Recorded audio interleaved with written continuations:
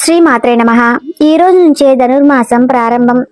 ధనుర్మాసంలో పూజా విధానం తెలుసుకుందాం. ఈ ఏడాది డిసెంబర్ 16న సూర్యుడు ధనస్సు రాశిలోకి ప్రవేశించాడు.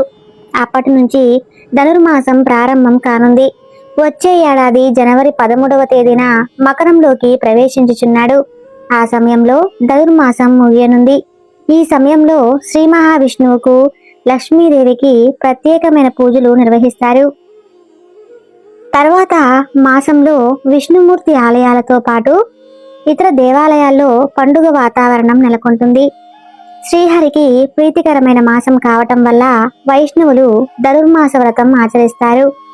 పురాణాల ప్రకారం గోదాదేవి ధనుర్మాసమంతా శ్రీ మహావిష్ణు వ్రతం చేపట్టి స్వామిని కీర్తించింది.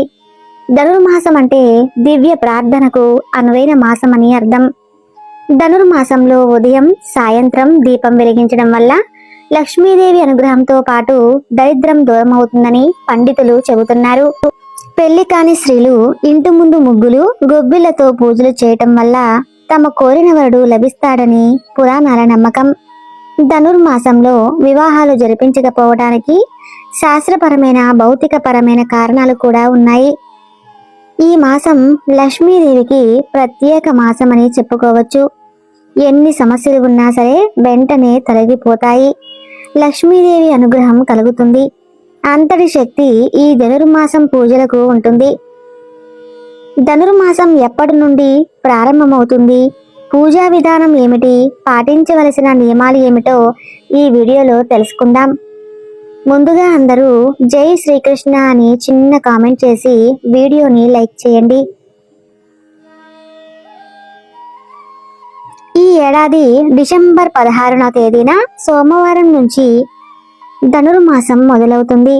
డిసెంబర్ 16 నుండి జనవరి 13 వరకు ధనుర్మాసం నెల రోజులు ఉంటుంది.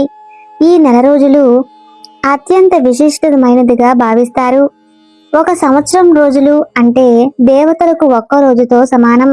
అందులో భాగంగా ఈ ధనుర్మాసం నెల రోజులు దేవతలకు ఒక బ్రహ్మ ముహూర్తం అని చెబుతారు. ఈ ధనుర్మాసంలో శ్రీ మహావిష్ణువు యోగ నిద్ర నుంచి మేలుకుంటారు.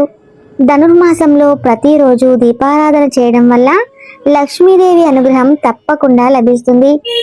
ధనుర్మాసంలో బ్రహ్మ ముహూర్తం సమయంలో దేవతలందరూ భూమిపై తిరుగుతూ ఉంటారు. కాబట్టి డిసెంబర్ 16 నుండి జనవరి 13 వరకు ఉదయం చేసే పూజలకు విపరీతమైన ధనయోగం కలుగుతుంది. అలాగే సాయంత్రం కూడా పూజలను చేసుకోవచ్చు. ఈ ధనుర్మాసంలో పూజలు చేసేవారు ఉదయాన్నే నిద్రలేచి తలస్నానం చేసి ఇల్లంతా పసుపు నీళ్లు చల్లుకొని ఇంటి గడపలకు పసుపు రాసి గుమ్మానికి కుంకుమ బొట్లు పెట్టుకోవాలి. వెంకటేశ్వర స్వామిని అలాగే లక్ష్మీదేవిని విశేషంగా పూజించాలి. ఈ ధనుర్మాసంలో వెంకటేశ్వర స్వామిని పూజించే భక్తులు వెంకటేశ్వర స్వామికి తులసి మాలను సమర్పిస్తే మీ కష్టాలన్నీ తీరిపోతాయి. అలానే ప్రతిరోజు తులసి చెట్టు దగ్గర దీపాన్ని వెలిగించండి. తులసి దగ్గర దీపం వెలిగించడం అంటే సకల దేవతలకు పూజ చేసినట్లే.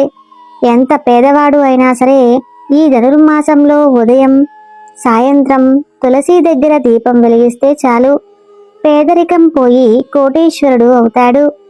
అంతటి శక్తి ధనుర్మాసానికి ఉంది. ఈ ధనుర్మాసంలో ఎవరికి అప్పు ఇవ్వకండి, అలానే అప్పు తీసుకోకండి.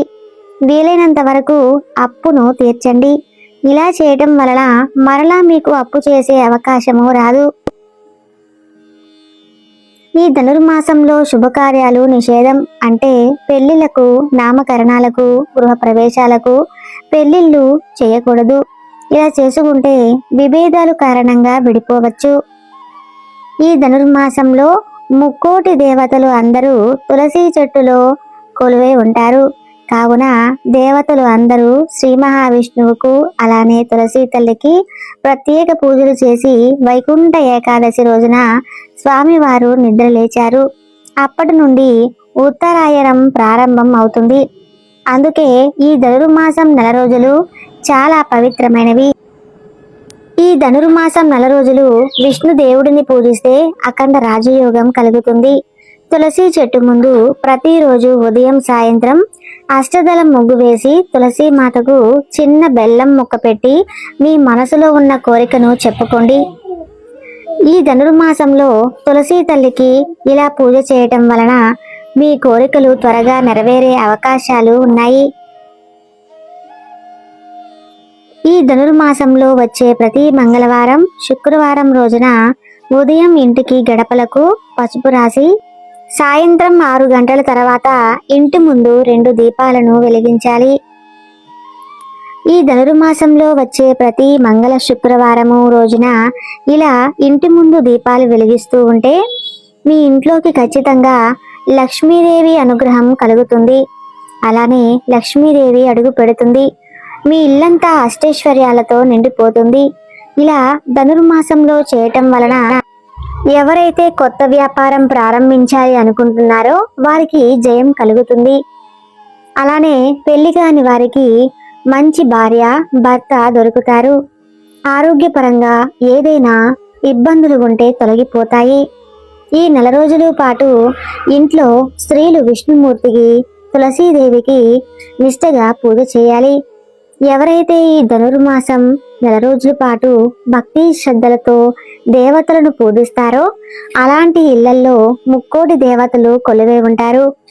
ఈ ధనుర్మాసంలో ప్రతిరోజు ఉదయం సాయంత్రం సమయంలో ఇంటిని శుభ్రం చేసి ఇంట్లో దీపారాధన చేయటం వల్ల లక్ష్మీదేవి కటాక్షం లభిస్తుంది. మీ జీవితంలో డబ్బు కష్టాలు లేకుండా ఉంటాయి. ఈ ధనుర్మాసం పూజలు చేసేవారు మాంసాహారానికి దూరంగా ఉండాలి. ధనుర్మాసం ప్రారంభమైనప్పటి నుంచి హరిదాసు బసవన్నతో సంక్రాంతి సందడి మొదలవుతుంది. ఈ మాసంలోని గోదాదేవి వ్రతం పేరిట శ్రీ మహావిష్ణువుని పూజించి మోక్షం పొందింది. ధను సంక్రమణ కాలంలో నది స్నానాలు, పూజలు, జపాలు చేయటం వలన మంచి శుభ ఫలితాలు వస్తాయని పురాణాలు చెబుతున్నాయి. ఈ ధనుర్మాసంలో దైవారాధన, తీర్థయాత్రలకు ఎంతో కీలకమైన సమయం. సూర్యుడు దక్షిణాయనం చివరిలో, ఉత్తరాయణం ప్రారంభించడానికి సమీపంలో ఉంటాడు. ఈ ధనుర్మాసంలో చలి ఎక్కువగా ఉంటుంది. ఎవరైతే ఈ చలిని అధిగమించి పూజలు చేస్తారో వారికి కోరిన కోరికలు, అనుకున్న కార్యాలు సిద్ధిస్తాయి. ఈ ధనుర్మాసంలో మేము పూజ చేయలేము అనుకునేవారు వెంకటేశ్వర స్వామి ముందు తులసీ దళాలను సమర్పించండి. తులసీ మాతకు దీపం పెట్టి చిన్న బెల్లం ముక్కైనా సమర్పించండి. ఇలా చేసిన మీ కోరికలు తీరుతాయి. ధనుర్మాసంలో వ్రత కథను ప్రతిరోజు ఒక్కసారైనా వినాలి. ఈ ధనుర్మాసంలో వచ్చే శుక్ర, శనివారాలు, మంగళవారాలు చాలా పవిత్రమైనవి. కాబట్టి ప్రతి శనివారం పిండి దీపాలు వెలిగించాలి. చూశారు కదండి ధనుర్మాసం యొక్క విశిష్టత. ఈ వీడియో కానీ మీకు నచ్చితే తప్పకుండా లైక్ చేసి మన ఛానల్ని సబ్స్క్రైబ్ చేయండి.